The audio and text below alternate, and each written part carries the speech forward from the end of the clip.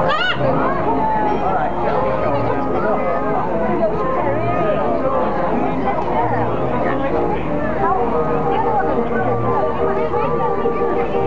we've got a couple of little mixes. We've got a dog. We don't.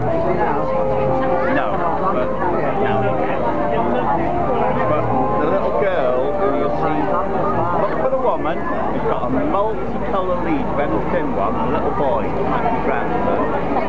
And she's got the mother. And the mother's really, really tiny. And she gave birth to 3.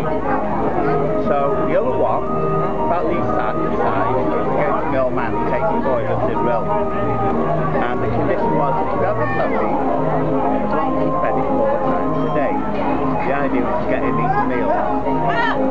So the dog's went on the cereal on the stick, has his toast for breakfast, you name it. Oh yeah. I'll have to go.